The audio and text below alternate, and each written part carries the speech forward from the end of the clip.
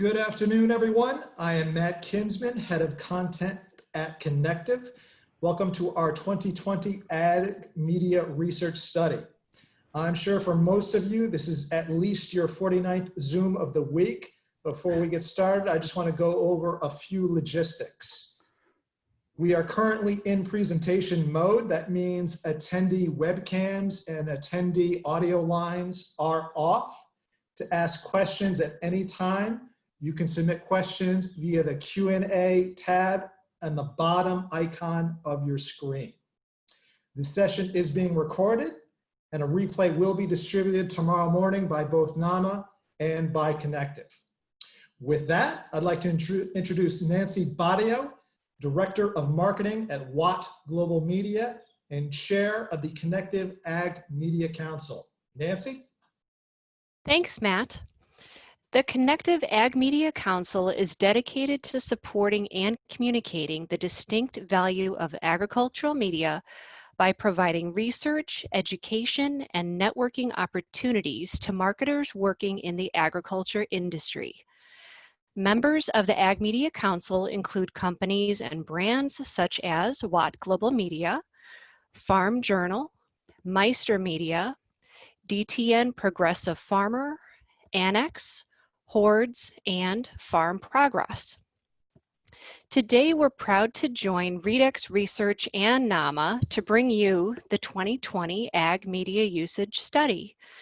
Conducted every other year since 2010, the study looks at where and how ag customers spend their time on media and the channels that they turn to make buying decisions. Discussion points today include weekly media usage, how media influences the purchase journey, how print continues to be effective and relevant even as digital adoption increases, and how media usage differs across key customer demographics such as age and income. Now, just a few comments about the pandemic. It's important to note that 2/3 of the expectations data in today's report was collected before the COVID-19 crisis was in full effect. We believe it is still relevant to report first quarter impressions to provide a baseline for the rest of the year, particularly considering the potential ongoing economic effects of COVID-19.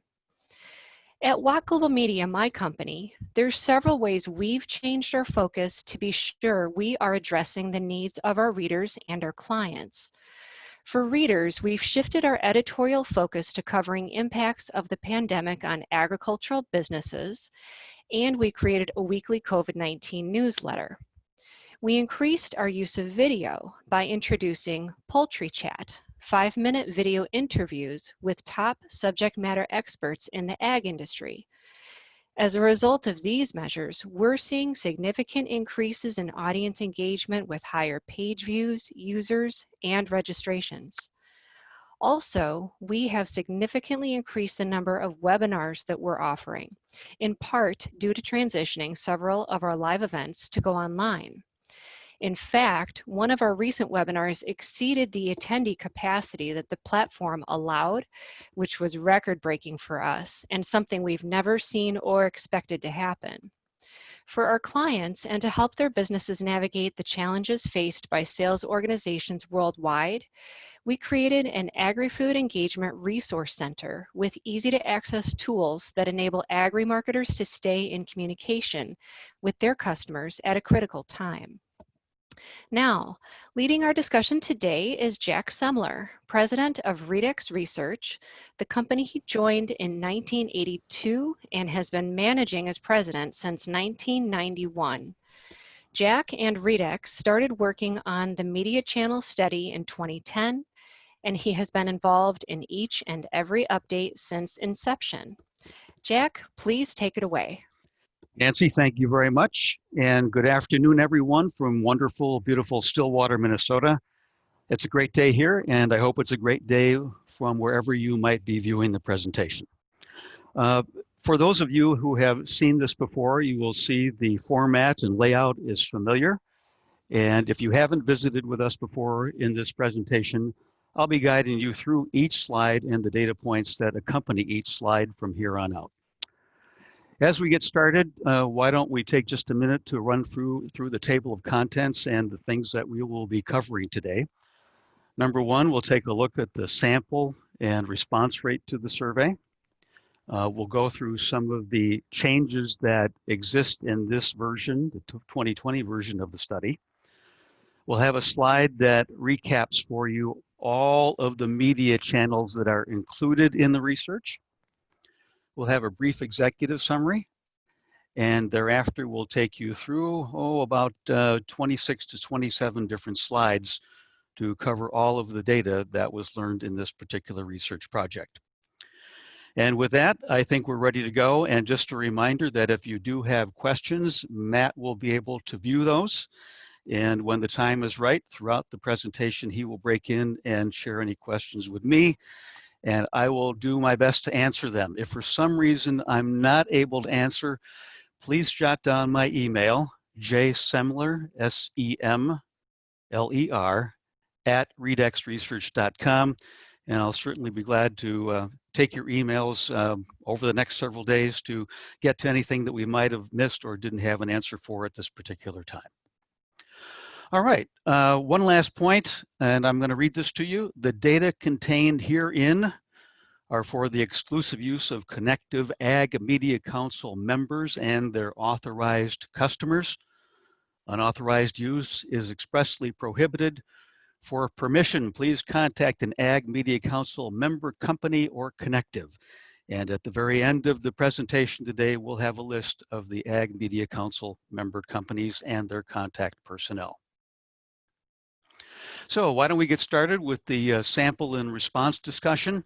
As has been the case over the last many iterations of the study, samples were selected from Ag Media Council member databases and designed to cover a broad range of farm and ranch commodities in the U.S. and to meet minimum acreage and head requirements, for example, 250 plus acres of corn. Participating organizations sent email invitations between February 4 and 25 to approximately 285,000 individuals. Now, before we go any further, let's call a timeout. As we note, the data collection from February 4 to 25, that's just before the full impact of the COVID crisis really sunk home. And we realize that things have changed, although it's hard to pinpoint exactly how. Still, we want you to be aware that while we clearly feel what was learned at the time of the data collection was true and accurate, if we did the study today, some of the numbers would likely be different. I would guess when you look at a channel that has people involved, shows, seminars, perhaps the dealer channel, things will probably be different, but we just want you to know that we realize things have more than likely changed. We received 3,208 total responses to the survey, and then we go through what's called a base down process. So we take that total down to 2,941 who indicated they're owners, operators, and managers of farms or ranches. Changes to the study. This first one is the biggest. The 2020 study moved exclusively online. In the early going, back in 2010, 12, and 14, the study was done entirely by mail. In 2016 and 18, we used what's called mixed mode. We had some data collected by mail, and we also did the survey online. We all know that if you can go online, it's more economical and it's faster, and it's the way things are moving. So for comparability and to eliminate what we call mode effects, the 2020 results you see today are compared to the 2018 and 2016 online results only. So we basically taken the mail data collection out of the picture. A few other changes were made to the survey questions. We added agricultural podcast to the list of media channels studied. And we did add one new question regarding subscriptions to video streaming services. Now for your perusal, here's the lengthy list. of 18 different channels that are included in the survey. I'll give you just a quick second to work your way down from top to bottom. Again, the only addition is right in the middle, agricultural podcasts.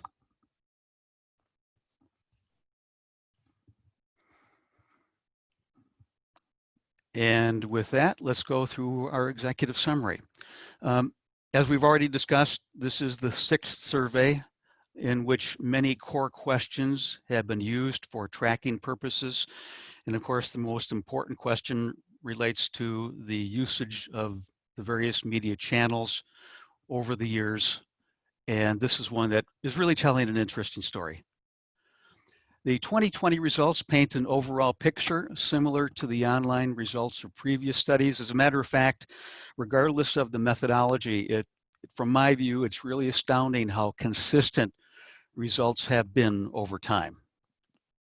And if I had to give you one headline, it would be this: the operators in farms and ranches rely on a variety of traditional and digital channels, with ag magazines and newspapers leading the way. And they rely, as a subheadline, on in-person channels as well. As seen in prior studies, magazines and newspapers are, again, the top resource used on a weekly and parentheses monthly basis by operators. And when we look at the data by digital user, we'll have a slide on this. The story is exactly the same. This study again analyzed the purchase funnel. It's a really exciting slide sequence. As has been the case in previous studies, print, digital, and in-person resources each play what we call a point-specific role in the purchasing process, meaning an integrated media plan may need to be considered. Magazines and newspapers continue to be the #1 driver for prompting operators to visit agricultural websites. This study also further investigated digital behaviors, specifically meaning we expand upon exploration of the use of social media, videos, webinars, and video streaming services. And finally, young operators are more likely than older operators, probably no surprise, to use many of these online resources, making them more reachable via digital channels, but still, ag magazines and newspapers continue to be heavily relied upon by the younger generation. Okay, we are ready to begin our journey through the data slides. And as we look at the detailed findings and slide #1, let me kind of guide you through the format of each slide. We have our descriptive headline at the top. In the middle center, we have all of the data points. What's important to note is down at the bottom, you'll be able to take a look right here at the question as it actually appeared in the survey. So if you want to know what we asked, there it is for your review. And we're going to start with, how often do you usually read, view, visit, attend, or use the following types of media or information sources? And this, folks, is the at least weekly measure. So the way you interpret the data, look at the top bar. It says ag magazines or newspapers. 73% of survey respondents indicated using magazines or newspapers on a weekly basis. You can see as we work our way down the line, ag e-newsletters next, ag websites at 63%, direct email, ag websites on a mobile device, and so on. I'll give you just a second to work your way down the list. Excuse me, Jack, we do have a question, and the question is this data available for Canada? It is not available for Canada. In 2018, Canada mounted their own survey effort. It was discussed, however, there has not been a follow-up survey at this point in time. Thanks for breaking in, Matt. Please do so whenever you have something, okay? All righty. Let's change the perspective now. We're looking at data based on at least weekly usage, and now we're going to broaden the time horizon. And you see we've gone from weekly to monthly. And it would stand to reason that because we've broadened that time horizon, the percentages are going up, and that is the case. So ag magazines and newspapers, 93%, e-newsletters, 81%, ag websites at 81%, and so on down the line.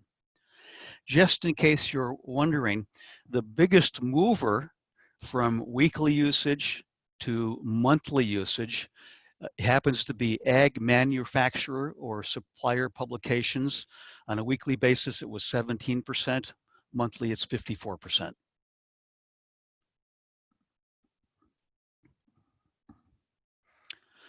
The following slides give us many different perspectives on media usage. And let's start with this one here. This is a look at weekly usage over the last 3 measures. So you can see you've got 3 columns, 16, 2018, and 2020. And then this gives you the weekly usage measure for each one of those channels over these time periods.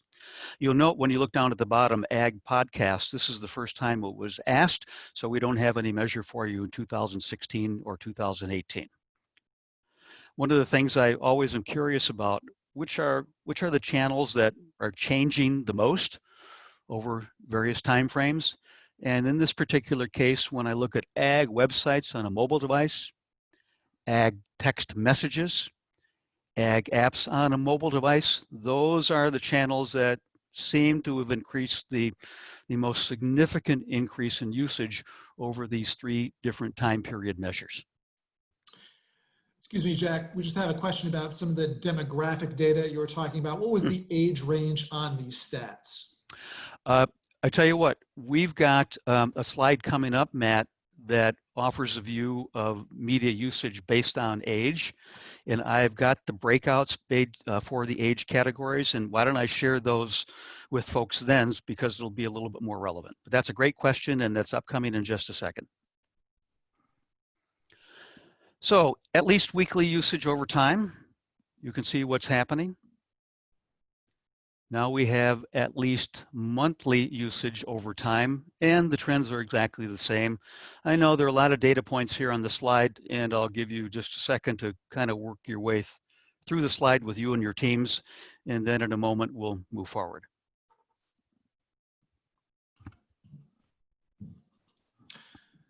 Jack, one more question, and you can let us know if this is coming up. Is there a breakdown of media usage by commodity or industry segment? There is, Matt, but it's not in this particular presentation. That data is in what we call the detail tables or cross tabulations. Those have been made available to the Ag Media Council members. And so whoever is interested in that data should approach the person who they know on the council, and they will be able to secure that data for them. Alrighty.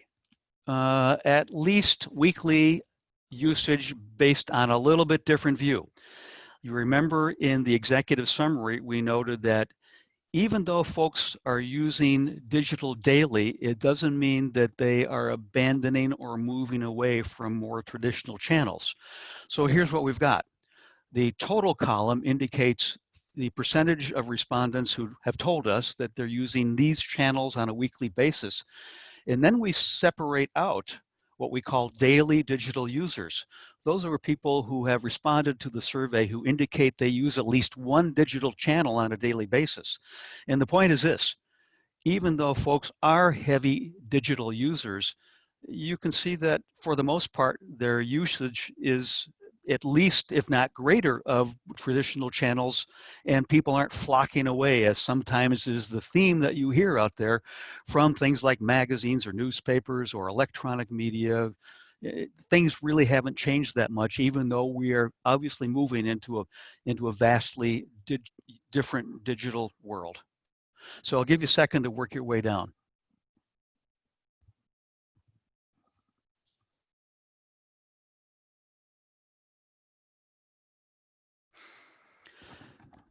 This is a great slide. It gives us weekly usage based on income. You can see we have 4 income ranges: less than 250,000, 250 to 499, 500,000 to just under $1 million, and 1 million plus. And you can take this slide and go all the way back to 2010. The pattern is the same. And what we've always talked about is how, in particular, the operators who are generating a lot of income are really avid and voracious users of media channels to sponge up and to access information that helps them run their operations. And even when you look at, again, traditional channels, you know, those are so important to these upper income generators that it's in some cases astounding. I'll give you a second to look through the slide, but I'll also, because someone's probably going to ask this question, I'll share with you the breakouts so that if you have a notepad handy, I'll give you the number of respondents that we have in each one of these categories. In the less than 250,000, we have 1,150 respondents. 250 to 499, we have 504. 500 to 999, there are 480 respondents.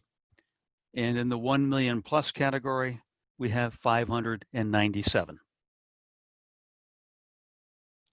If you missed those, real quick again, 1,150, 504, 480, 597.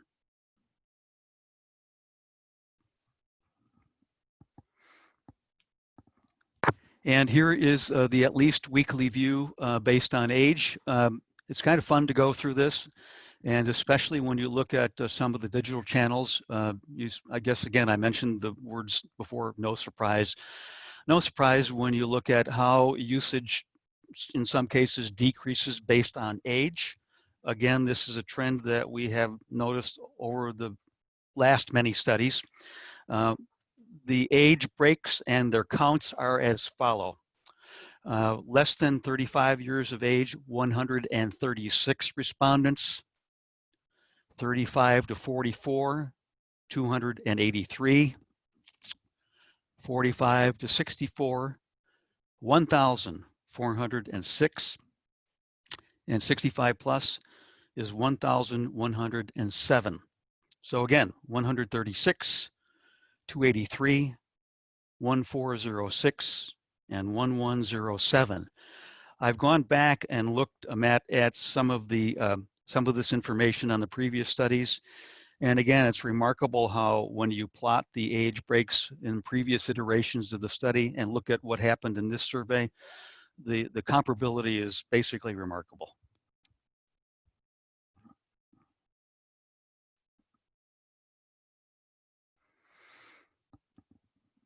All right, please note that we have now moved on to a different question. Down at the bottom, you can read it along with me. What are the top 2 sources from which you first learn about new agricultural products, equipment, services, or suppliers? And this is a question we've asked often, and the trend is the same. 63% of survey respondents indicated that they first learn about new products and services, etc., from ag magazines or newspapers. And what I want to share with you, gang, is that we do this kind of research in many other markets. And what we're seeing here is what we see in other markets. So it's not unique, but what is unique perhaps to folks in other fields is how print continues to be a driver, or a source, I should say, of first learning about new agricultural products, equipment, services, and suppliers. Our next slide takes us a step further. This is the daily digital user view of the same question. So when you're looking at ag magazines or newspapers, we have overall at 63%. And when we break out and look at only those people who are the daily digital user, it's at 57%, sorry. And it changes a little bit and flip-flops slightly as you work your way down, but here's a view that we thought you'd appreciate having.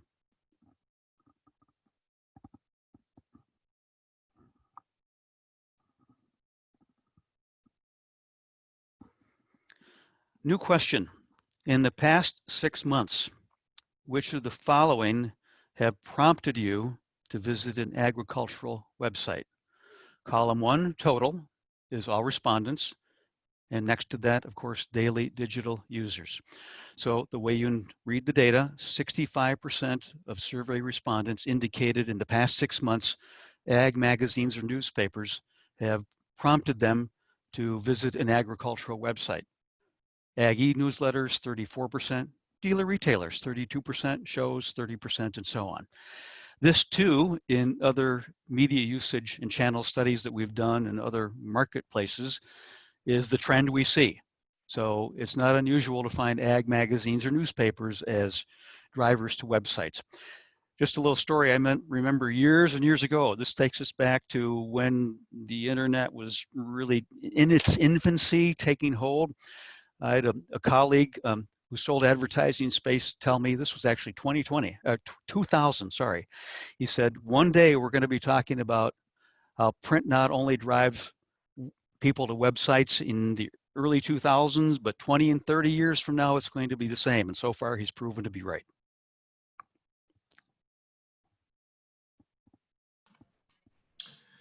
Jack, we've got a question. Did you break out print magazine use versus, did you break out print magazines online versus print use? I think that might be referring to digital editions. Yes, right. To our attendees, if I'm asking that the wrong way, just please clarify.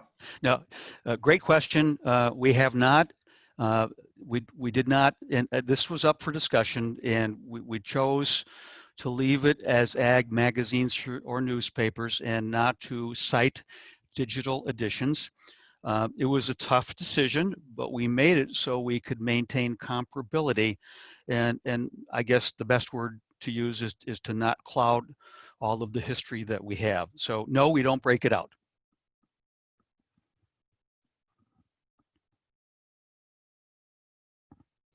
Okay, let's advance. And this is a slide sequence that I have a lot of fun with. This is what we call the purchase funnel question. The actual question is, which of these information sources do you use at each point in the decision-making process for products, equipment, services, or suppliers? And you can see as you work your way at the top of the chart, there are 4 different steps, and these are the steps that we've always used. Start thinking about the purchase, begin researching options, narrow down choices, and make the final decision. So let's take a look at start thinking about purchase. Oops, sorry. There we go. My bad. Start thinking about purchase. Here are the percentages. And you can see that magazines or newspapers is 52%. Again, this is mirroring what we have observed every time the question has been asked. And now as we work our way, right now we're at the top of the funnel, so we're beginning to work our way down and beginning to be a little bit more specific. And now we're thinking, okay, I'm getting more serious about this and going to start doing some research. And you can see that magazines or newspapers are still there, but it's slipped quite a bit. It makes sense. And look how ag websites is kind of tilted up as people begin to look for information and data which will help them even more as they start to formulate their opinions. And now we've taken a step even further down the funnel. It's getting narrow now, and we're narrowing down choices. Note how ag websites has kind of maintains its position, but it's interesting when you look at ag dealers and retailers how their prominence in this process has really risen. And I'm not an expert in how operators relate to dealers and retailers, but it does make sense, especially when you're making what most of us would consider to be really important decisions about supplies and equipment. You want that person who can help you think things through. And now we're at the point where we make the final decision, and look what happens. So the dealer retailer is really there as a trusted friend and advisor to help the individual make that final decision. So the purchase funnel is a question that we've asked over time. If you go back in previous studies and you look at the pattern, you're going to see what we see here, which again kind of supports the notion that we mentioned early on, where the consistency over time has been absolutely remarkable. And we also mentioned in the executive summary how magazines and newspapers, digital services, and the ag dealer and retailer all play a specific role at each point in the purchase process. And this chart just visually represents how they all work together. Jack, quick question. Would there be a case to combine the responses for ag websites and ag websites on a mobile device? Well, there could be. The only kind of data problem would be if someone chose both responses, because people can answer multiple in that question sequence. So what you'd have to do is figure out a way to net it out, meaning figure out how many people chose one or the other, but don't count them twice. So I guess you could. I'm not sure what exactly you would learn, but that's something that I talked to our data analyst that could possibly be done. So I'm not discounting it, but if that's something that's of interest, I'd surely be happy to field that question by email. Just send me a note and we'll see what we can learn. Jack, one more. Do you think this influence of dealer/retailer changing in post-COVID-19 world where acceptance of virtual tools appear to be rapidly changing? Well, I don't know. That's a great question, but let me just give you some anecdotal an anecdotal story that my friend Lynn Henderson at Agri-Marketing magazine shared with me. We were talking about a week ago after we had had a chance to look at some of the results. And, Lynn told me that what he's hearing and what he's seen is that even though, there are issues and we have to wear masks and we have to be physically and socially distant, that he is hearing that, the dealer visits are not going down. So, and I have no way to verify that myself. I'm just sharing with you what an expert in the industry is telling me. That said, if in fact that's true, that the in-person visits are not going down because people need that consultation and that important advice when making decisions, it may be that that relationship is holding its own, but it doesn't mean, Matt, that other resources, videos, webinars aren't proving to be even more helpful and useful in a time like this. But it is interesting how the in-person connection is still important, even though we have these other tools now available to help in the research process, if you will. Any other questions? These are great. All right. We do have another one. Do you see any media usage differences between row crop growers versus specialty crop growers? Well, I wish I could put to memory all of the data tables. We have extensive tables that, again, are available that offer views based on livestock, based on crops, et cetera. So that additional information, Matt, would be available through council members who have access to the crosstabs. So I would invite the questioner to contact the individual or individuals they know to access the information and to help them answer that question. All right, we'll carry on. In what ways do you access the internet? This is a view of several different possibilities. Mobile device data, 46%, and so on. But I want to call your attention, please, to the text box. As you know, this survey was conducted online, which means all respondents were able to access the internet in some way, shape, or form.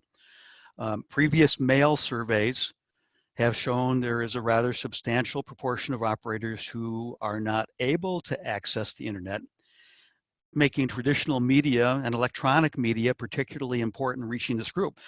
So before conducting the conversation today, I was again trying to get my arms around as reliable a number as possible of folks who are not able to access at least fast broadband service, as the FCC would define it. That's 25 megabits per second or better. And the best number we can come up with, folks, is 20%. And as a matter of fact, 20%, if we go back to the 2018 mail survey, was the number of individuals who said they don't access the internet. So now this begs some thinking, doesn't it? If there is a group who can't access the internet at all, or doesn't have access to fast broadband service, making it easy and convenient to download files, to view visual things on the internet, you have to be aware that you're not going to reach everybody using electronic digital channels. So it does indicate that there's a group out there that you have to find other ways to reach. And that might be just one small explanation as to why traditional media is so strong in this marketplace, because you do have to be able to connect with everyone.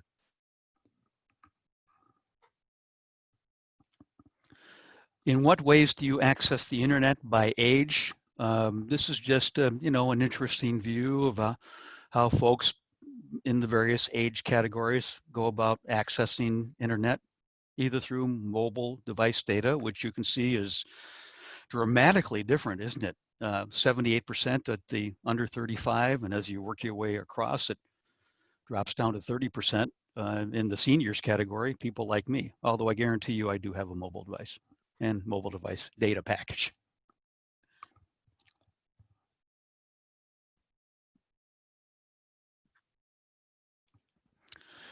We're going to start a question now related to social media. What social media do you use, access? I guess if we'd had everyone place a vote beforehand, this would be about the way it shakes out. It would shake out, or the way we predict it to be. YouTube and Facebook at the top at 52 and 49% respectively. And then you have other vehicles / channels available. Now at the bottom, you see the number 76%. And what this simply means is that 76% of the folks who responded to this question indicated that they use at least one of the above options available to them. They might use multiple, but they use at least one.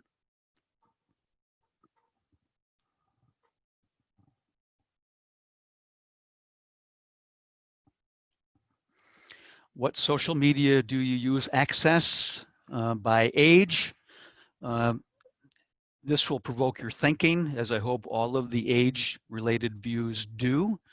If you're interested and curious about how to reach out and touch folks at various age categories, this gives you a very interesting view of how things are shaking out today.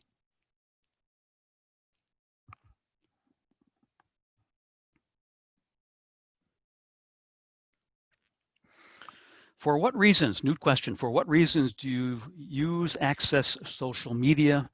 A variety of options we made available, the best that we could think of: communicate with friends and family, keep up with ag news and trends, breaking news, learn about new products and services, entertainment, and so on.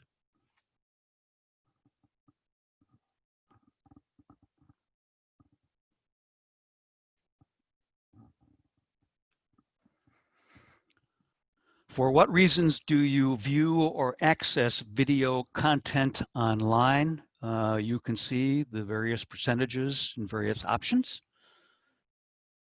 And if you look at the text box in the lower right, you can see we give you a view by age.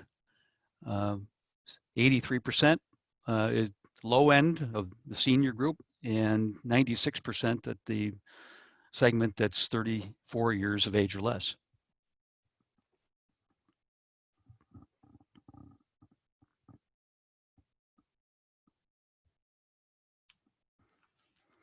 A question related to webinars: for what types of information do you or would you attend webinars?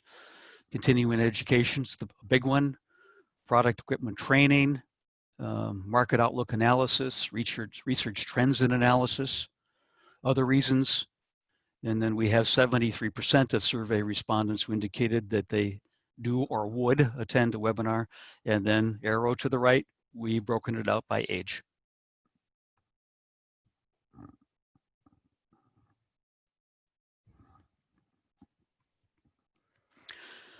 We're getting close to the end, folks, just so you know. For which of the following activities do you use a smartphone? And this is really a fun view. What we've done is plot the answers to this question over the 3 online measures.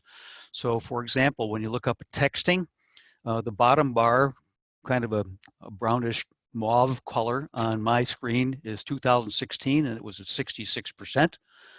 The middle bar, 2018, is 79%. And the top bar, 2020, 81%.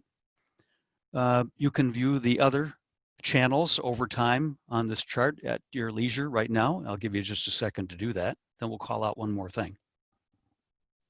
Jack, a couple of questions came in actually about your previous slide. Oh, One of the questions, did you ask any questions around how people ask for advice or get insights on various products or services? Matt, I'll take the liberty of just going back so we're all clear. You know, that's wonderful insight and hindsight. You know, when we did the study in February and leading up to it, you know, no one had any clue how things would change. And now that, you know, I think about it, and perhaps others do too, it would have been great to include that. And we didn't. That's the short answer to the question. It's something obviously that we now need to include going forward, in my view. And another question, what about asking that question from a size of operation standpoint? That we don't have. If that is something that we need to get, we can run a special banner. If that could be routed, please, through one of the Ag Media Council members, that would be wonderful. So I would ask the questioner to contact an Ag Media Council member of his or her choice, get it over to us, and then we can take a look at that. But it would be good to have the issue in writing by email so I know exactly what to approach our data analyst with, and we can get it programmed. And Jack, one more, other than age, did you ask what USDA region of the country they were from? We do have a question reported in the cross tabulations. That is by location. It summarizes the various regions. So we're not breaking it out by state as an example. But yes, that data would be available by the cross tabs from one of the Ag Media Council members. Okay, I wanted just to, before moving on, call your attention to the bottom bar where it says use a smartphone. And this plots the percentage of people who said, yes, I'm using one. In 2016, you see, curiously enough, it was 71%, and then look how it's bumped up as have some of the other usage channels, which makes sense, from 71% to 84% to 86%. Now, the interesting point, which is the inverse, is that 14% of survey respondents said they don't use a smartphone. And before we got on, I took a look at the break by age. Of that 14%, approximately, in my head here, I'm going to say that 10% were less than 35 years of age. The middle section was about 20%, and about 70% of those who say they don't use a smartphone would be in the 65 plus category. But I guess the good news is you can see the penetration of smartphone usage has increased over time. Who knows where it tops out? Does it get to 100% at some point? I don't know, but it has definitely changed. Jack, we've got a question specifically about mobile usage. Did the survey specify what kinds of purchasing via device? Was this ag specific or just general? Just general. Just general.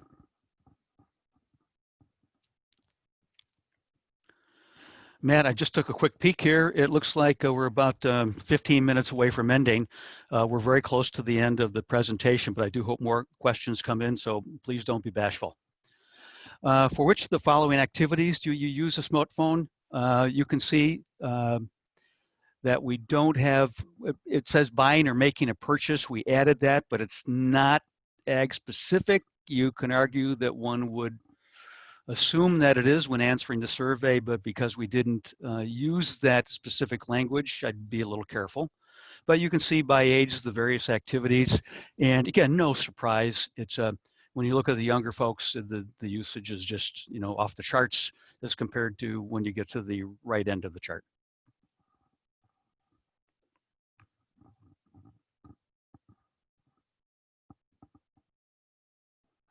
Which video streaming services do you subscribe to? We have a lot of different options here. We've not only given you the total, but we further break out that total by age. I guess the interesting headline here is when you look down at the bottom, it says at least one, and start working your way from left to right, and you see how things just change as in terms of usage as the age category gets higher.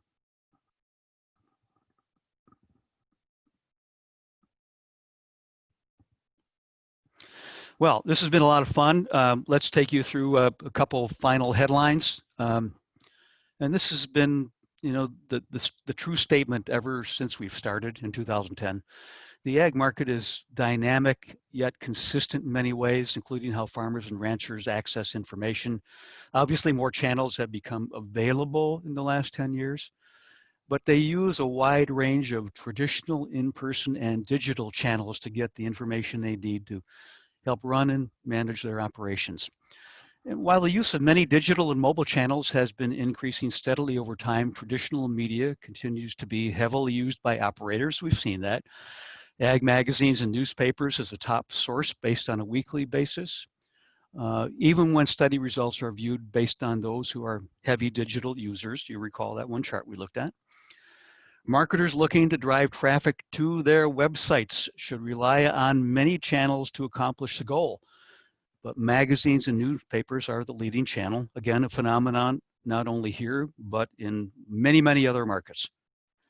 And finally, in ag, the purchase cycle, also what we call the purchase funnel, is supported by all media channels in print, online, and in person.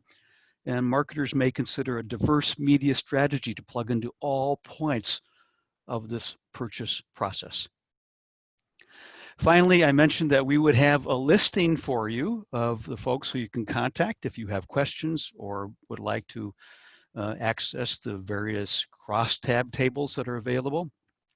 And I would like to personally thank every one of the committee members. They are always helpful as we prepare for the study. They do a great job, and I know they will be very happy to help you if you have additional follow-up questions or needs. So please lean on them and contact them when you're ready. And with that, I'd like to thank everyone for attending the presentation. Matt, do we have any other questions that have come in? Folks, we have a couple minutes left. If you do have questions, please submit them to the Q&A tab right now. Jack, we actually have a question that goes back to the question that kicked everything off about the survey of Canadian respondents, and it was, who's the party that conducted the Canadian survey? 2018, it was sponsored by Glacier Media.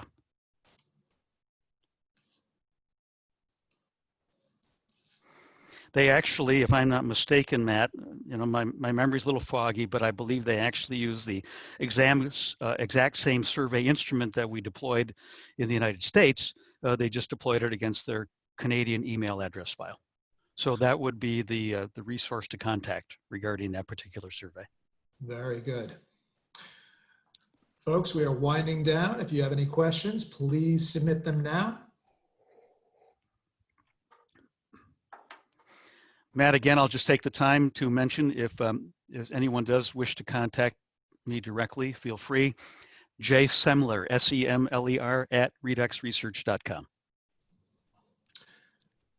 Jack, we've got a question. How different are the 2016 and 2018 data in the comparison charts, if you include the printed survey? Well, I'll answer that generally, Matt, because I don't have everything memorized, but I can say this. When you bring in a different mode, in this case a mail survey, things are going to move around. So as an example, when you do a survey by mail and you're looking at what I will call the more traditional channels, you're going to see that there is a mode effect, generally to some extent increasing the usage levels of those more traditional channels. Similarly, when you do a study online, you're going to see online or digital channels increase in reported usage. But when you put them all together, as we did in 2016 and 2018, they tend to kind of, work with each other and balance things out. But if you went back specifically and looked at the mail survey results only for 16 and 18, you would see a slightly different picture because of the mode effect. And that's why we mentioned that at the early going, because no matter what kind of survey or exploration you're doing, different methodologies can yield different results, and that's certainly the case here. Jack, we've got a question around the purchase funnel. Did the purchase funnel question include anything about financial officers, or is that included in the ag dealer/retailer category? You know, we didn't break that out specifically, and I would say that it would, you know, depending on how people think, it would be included in the dealer and retailer category. Jack, we've got someone asking to give your email address again. Why don't you do that? And if you're comfortable, we'll also include your email address when we distribute the replay link tomorrow. Yeah, sure. J Semler, SEMLER, and it's readexresearch.com. jsemler@readexresearch.com. All one word for Readex Research. All right, very good. I think we've had a good Q&A. We don't currently have any other questions, so I think we're going to wrap this up. Certainly thank you to NAMA for joining us today. Thank you to the Connectiv Ag Media Council, and also to Jack and Readex Research. We will be making a replay of this session available tomorrow, and that'll be distributed to NAMA members by NAMA and to Connectiv members by Connectiv. Thanks very much for joining us today. This concludes the session.